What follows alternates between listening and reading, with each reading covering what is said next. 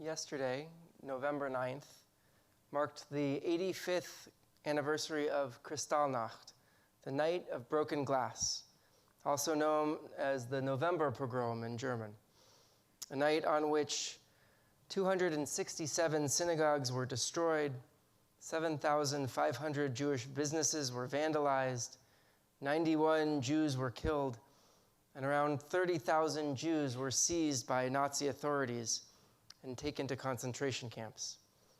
A night of terror and vandalism on which the Gestapo ordered that those inciting violence, both Nazi officials and regular German people, not be interfered with. After 2 days of mayhem, according to one historian, the world reaction was strongly negative, and President Roosevelt called the U.S. ambassador home. Within Germany, the observant Gestapo reported that the passive German people were disturbed by the sights, especially the destruction of hundreds of houses of God. But still, few places in the world were interested in receiving refugees fleeing Nazi Germany. About 10 years ago, I learned for the first time of my family's connections to Kristallnacht.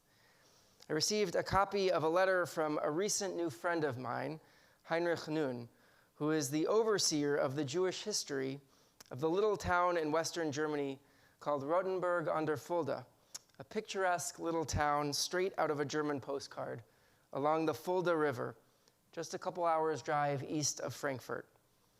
You see, this is the town where my grandmother grew up, a name of a town that I had heard very occasionally as I was growing up, but that, other than a name, I knew virtually nothing about, because it was usually referred to only in the context of having been the town that my grandmother and her family left.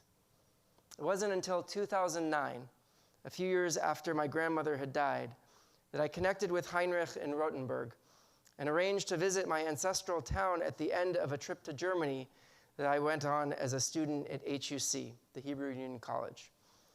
Heinrich is a lovely non-Jewish fellow and an avid historian who is committed to maintaining the Jewish history of Rotenburg. He is essentially the keeper of the stories of the Jews who lived there.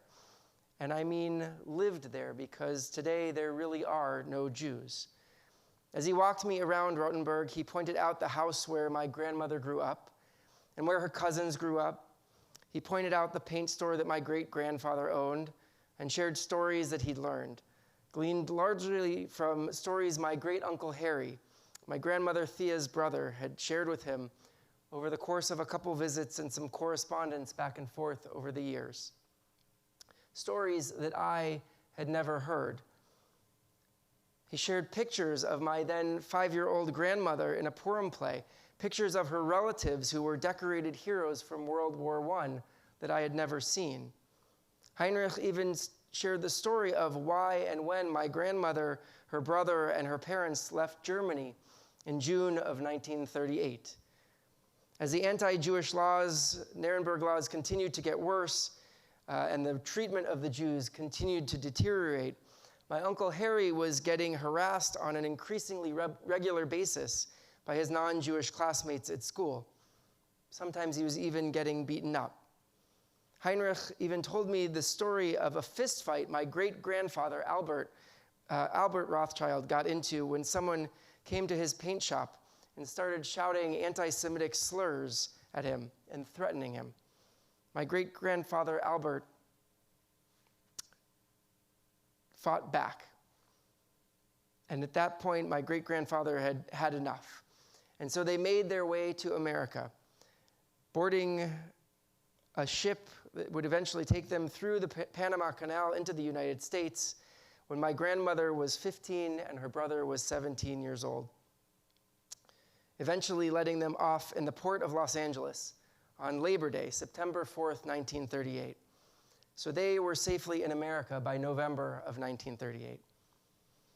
Since my visit to Rotenburg, I've continued to receive a couple of emails every year from Heinrich, usually around Rosh Hashanah and Passover, saying hello, offering good wishes for the upcoming holidays, and often providing updates on the Jewish happenings of my family's little town, in which I'm pretty sure, as I said, no Jews still remain. And about 10 years ago, he sent me a copy of a letter that my great-great-aunt Henny, who remained in Rotenburg after my grandmother and her family left, a letter that she and her husband Meinhold wrote to my great-grandfather Albert in November of 1939, about a year after Kristallnacht, as she and her family were trying to make their way to New York, where they eventually settled. It's an incredibly long letter outlining the difficulties and complexities of a family trying to make their way out of Germany, trying to escape the terror that was all around them as their country betrayed them. I can't quite put in words what it felt like to learn these stories and read these words that directly connected my family's story to the events of Kristallnacht that I'd spent so much time studying in school over the years. She wrote, "My dear, dear brothers and sisters and your dear children, since you went away, so incredibly much has happened to us that we would never have believed we would have to experience or that we would be able to bear. And yet God has given us strength again and again and allowed us to sense his help in the midst of the greatest afflictions. I am assuming that in the meantime you have received all of our mail from here, and so I want to begin to tell you about everything that happened since your departure. We managed to secure a departure date for July of 1939, and so we began to prepare in late 1938. Everything was labeled, washed, and ironed, and then packed, all ready to go into suitcases. We spent the Rosh Hashanah and rest of the holidays in the usual way. We put up our sukkah. All the men were there, and we were all in the best of moods. And so came the memorable 7th of November. You see, in the countryside, the rioting started 2 days earlier than in the big cities. On the 7th of November, on which we'd gone to bed at 11 p.m. as usual, the next day we were expecting Recha, who wanted to spend her vacation with us. Already at the stroke of midnight, it all began at our home. The windows up to the dining room above were smashed in by means of fire department ladders. Down below, on the ground floor, the bolted down shutters were chopped into pieces by hatchets. Cobblestones flew into our beds, from which we escaped at the last minute, only with great effort and distress. I never want to live through such a night again. Little Joseph screamed we were almost incapable of moving, but we fled with the children up to Recha's bedroom. The quarter of an hour during which this destruction was carried out felt like an eternity to us. When the group withdrew, not a single pane of glass nor any window crossbar remained whole in the front of the house, and we continued to hear the clashing and bashing in noises in town. What more can I say? Not a single house belonging to the Jews was spared. Not a single house wasn't broken into, and the same was true in Bebra and Bombuch. About an hour later, Bolin, the chief sergeant of the police, arrived, but with what a tone of voice, telling us that all the glass shards in front of our house had to be cleared away, and Meinhold had to make sure that in 15 minutes, the junk and ashes on Steinweg would be removed. What we all felt, I cannot tell you. You just can't imagine what it was like, with everyone distraught and like hunted animals. I remember hearing also that later, the government of the town billed them for the cleanup and fined them for the destruction of the glass and the ashes that was left from their business and their home. She ends the letter, "Stay well, all of you together. Dear siblings, will we ever find each other again? Better not to think about it. I wish all of you every good thing imaginable. To all with deep love and affection, I remain your Henny." I share all of this with you tonight, in part to honor my family, and of course to honor the victims of Kristallnacht and the impending murder of millions of Jews that would follow, and in part because this story from 85 years ago of fear and terror and the violence that bubbles over from anti-Judaism, from the hatred and othering of Jews, feels more relevant in these days than that we're in right now. This week we marked the end of Shloshim, the first 30 days of mourning following the horrific Hamas rampage on October 7th, the most tragic day in the Jewish world since the Holocaust. 1,400 people, 1,400 individuals murdered for just being Jewish, for living in the Jewish state.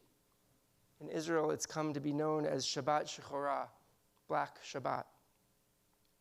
There's a narrative that's emerged in these dark, painful days that we are experiencing as a global Jewish community what we are experiencing in this moment as a global Jewish community is similar to 1938. Indeed, so many of the feelings and fears are the same. We feel more acutely our otherness. The world is certainly reminding us over and over and over again of our otherness. There is a prevalent sense of real fear for our safety, for the safety of our children on college campuses and high school campuses, a hesitation to identify ourselves too publicly with Jewish symbols. The ADL has pointed out that there has been a nearly 400% increase in reports of anti-Semitic incidents in America. And there's also a renewed pride and sense of connection that we are experiencing as Am Yisrael, as the people of Israel, and a deep sense of arevut, a sense of Jewish mutual responsibility and interconnectedness. I've heard from so many people of all ages that they really do feel that sense of being part of a people that transcends time and geography. And though these days are dark and even dangerous, it's also important to remind ourselves of how this moment is different from 1938. Not to let down our vigilance, not to excuse the anti-Semitism and harassment of Jews happening on such a wide scale, but perhaps to not let fear overtake us either. As was discussed last week's Z3 conference at the JCC, there are two important differences between 1938 and today. First is the very existence of the state of Israel, still a symbol of Jewish power, resourcefulness, and self-determination. And second is the way in which the American government at the highest levels has continued to support and defend Israel and the Jewish community, not just in platitudes, but with action and resources. And of course, we must remember that the horrors of Kristallnacht and all that followed were perpetrated, sanctioned, and supported by the government of Germany. Here and now, our elected officials have our backs and continue to speak out against the rise in anti-Semitic protests and rhetoric. And when they speak up in our support, we have to call them and thank them. And when they don't, we need to call and remind them of what they should be doing and the help that we need. Though the world is scary and sometimes feels bleak, we need to lean into these ideas of peoplehood and mutual responsibility. We need to lean into our connection to each other, both here at Beth Am and in Israel. We show up for each other. We check in with each other. We gather and celebrate our Judaism, our Jewishness. We pray for healing and we mourn our dead. We hold on to the hope that has sustained our people through the darkest moments of our history and will sustain us through the difficult days that lay ahead. And we keep telling our stories, however painful, however unpopular, for the whole world to hear. Shabbat Shalom. Continue with